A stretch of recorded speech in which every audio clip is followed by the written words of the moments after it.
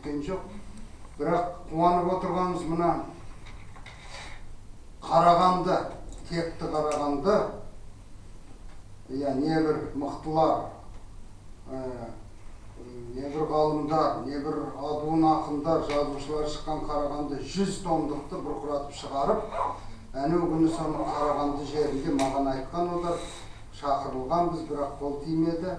100 томдықты сол жерде үлкен бір тұсаукесерін өткізіп берді, облыс деңгейінде. Бұл деген шынында да үлкен жаңалық болып жатыр. Біздің мәдени өміріміздегі жаңалық деп есептеңіздер. Соның бірі міне Бақыт апамыздың, Бахыт Карибаева, ғылым докторы, необычный подход к литературоведению деп жұрттың бәрі айтады. Анау жаңағы шаблонды көзқарас емес, өзіндік жеке көзқарасы бар. Сонына бір кітапты алып бастан ұрса, любой адам жығылатын дүние. Үлкен том міне. Сондықтан құтты болсын бәкем мынау. Енді оқуға кіріскенім жоқ. Оқуға кіріскен адам сіздердің модераторларыңыз өзінің журналында бұрқ еткізіп мынандай материал жазып жіберіпті. Не деп аталады? Қазақ әдебиетіне жаңа концепция не үшін қажетті? Сөз өзіңді Аманхан, қане, бісміллә деп бастарыңыз. Рахмет. Жаңа Әлекең айтып отыр ғой, жаз, сосын студенттер жоқ деп. Ол өте дұрыс. Бірақ соған қарамай бір қызық жағдай бар. Мына өзі интеллектуалды сыншыларды көп оқырмандар аңғара бермейді. Интеллектуалды, яғни мынау сынға жаңа көзқараспен қарайтын, концепция ұсынатын сыншыларды көп адамдар оқи да бермейді және түсіне де бермейді. Сондықтан мен оқырмандарды, қазіргі оқырман келіп отқан кісілерді сапалы оқырман, сапалы түсінетін адамдар деп қабылдаймын. Сондықтан сіздерге рахмет. Сапалы қыз-келіншектер отыр ғой. Сапалы қыз-келіншектер, сапалы жігіттер, сапалы оқырмандар. Шындығы сондай. Мына өзі интеллектуалды проза деген, интеллектуалды поэзия деген оның түсінік бар. Соның ішінде интеллектуалды сын деген ол ерекше нәрсе. Әдебиеттегі ең күрделі жанрдың ішіндегі жанрдың қасиеті. Сондықтан мен Бақытты интеллектуалды сыншы деп қабылдаймын. Әйтпесе бізде ұрда-жық сыншылар бар. Тек қана жамандап, талдауы төмен, тек қана ол нашар өлең деп қана, болмаса нашар проза деп қана жазатын сыншылар бар. Ондайды жатып кеп оқиды. Ойбай пәленшені жамандапты деп. Сол үшін оқиықшы дейді. Ондай сыншыларымыз бар, кәдімгі тапсырмалар орындайтын қазақ ертегісіндегі ұртоқпақтар. Ал ондай сыншыларға қазір сұмдық жиналар еді осы жерге. Өйткені оларға дау, дамай, айқай керек. Ондай киллер. Иә, киллер. Дұрыс айтасыз. Сондықтан мен Бақыттың бүгінгі тұсаукесерін өте қуанып отырмын. Бұл кітапты оқып шықтым, пікірлерімді өте айттым, концепция сынған. Сыншы тек кітапқа пікір айтушы ғана емес, ол болашақтағы оқырманға ой тастайтын,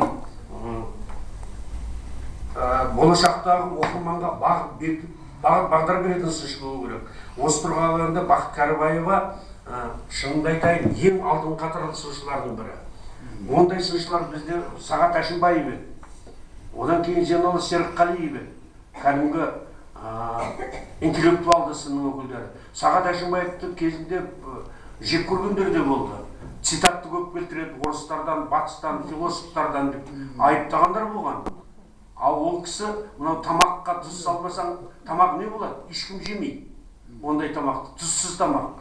А цитат келтіргенде тұздайды сынды. Жаңағы ұрда-жық сыншылар емес, сенікі өлеңді. Сондықтан мен өте қуаныштымын Бақыт Карибаева сияқты сыншының кітабы шыққанына. Мен қазір кішкентай оқып берейін бір жерлерін. Жаңа сөз жоқ, еңбек өз оқырманын таңдайды. Мұндағы мол материал етекте жатқан жоқ. Жаңашыл оқытушыдан профессорлыққа, мақаладан кітапқа, көзқарастан концепцияға кемелденген мол өмірлік тәжірибе оның әдеби талантымен оңтайлы үлесін табады. Бақыт Карибаеваның талғам шығармашылық табыс кілті осында болса керек. Сондықтан керуендегі әрбір мақала бүгінгі таңдағы қазақ әдебиет жағдайында инновациялық тың жоба қызмет кәдесіне жарап жатады. Көрдіңіздер ғой, жаңа ұғым түсінік, жаңа терминдер. Бұрынғыларда бұндай жоқ. Ал тұтас қарастырғанда бір-бірінің концептуальды жалғасындай дүниеге келген жоғарыдағы қомақты қос монография методологиясы бесігіңді түзе ағарту арқауымен ғасыр басындағы арыстар арманын алға тосқандай. Ана тілі айтса айтқандай, бұл елдік мәселе концепция екені рас. Автор мектеп, жоғарғы мектепке дәріс бере жүріп, бұл бағыттағы жолды даңғылдатып алғандай. Бұл эстетикалық танымдық дүниелер кеше ангажированный әдебиеттен сау ат ашқан бүгінгі буын үшін дертке дауа болуы сөзсіз. Ангажированный әдебиет дегеніміз сол.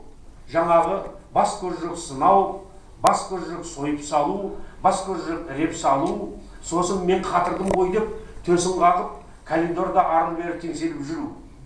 Қолын қалтаға салып. Қолын қалтаға салып. Егер Бахыт Карибаевты айтсақ, бұтқа тол. Бахыт Карибаевтың бір кейіпкері бар. Ай далада дейді қазақ, ешкім жоқ дейді. Жалғыз өзі бұтқа толып күнге қақырады дейді.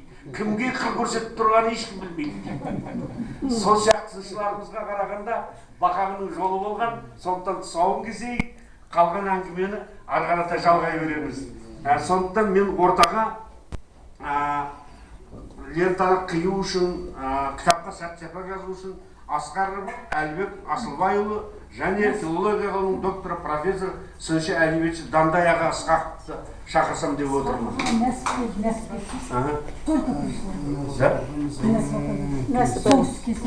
Келіңіз. Нәсіпбай, келіңіз. Жұмекен аға Нәжменен үйіндегі жеңгеміз, құрметті апайымыз, танисыздар ғой. Қайтаға Мен қабылда балам. Мен Қазыбек аға бар. Ал әлекеңді таныстырып жатудың қажеті жоқ. Үлкен адам таныстырса ұят болады. Атақ дәрежесін айтсақ ұят болады. Білмейтін адамдарға айтуға болады. Жоқ, маған береді. Екі адам кесіп, мен қабылда балайын. Қандай ағай? Мен алушымын, молда секілдімін.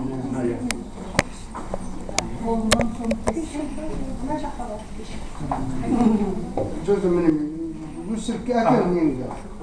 Бер қана. Келіңіз. Жұмабай, кел, Жұмабай. Төреғали, кел, кес. Сен де әдебиеттің үлкен өкілісің. Бұл төреғалилар үлкен әдебиеттің үлкен өкілі болып қалды ғой. Мен молда секілдімін, берем дегенді білмеймін. Кел, Төреғали, кел. Төреғалиның жасы үлкендеу. Төреғали, кел. Онда екеуің де келіңдер. Өзімікшілер жібересіңдер осы. Тұрың, сен алың деп. Келіңдер. Артыңыз кәлемдейсіңдер ма? Апай, қаны өзіңіз бастаңыз. Апай бастасын. Паршасын шығарыңыздар шығаны. Қолым құт болып осы Бахыт Карибаеваның өзінің шығармашылық күші одан да мықты ғой, одан да мықты бола берсін, әрбір қадамың сәтті болсын айналайын. Бұл қасиетті киелі кітапхананың осы шаңырағы құт болып барлық уақытта тыныштық болсын. Осы сөренің ең көрнекті жерінде тұратын кітап болсын. Төреғали, сен де. Мына кел. Жас деп қараймыз. Бұлар әдебиеттің өзінің қалды ғой. Насып апай, қане? Қане? Оп, бәрекелді. Міне. Ал ақсақал езілген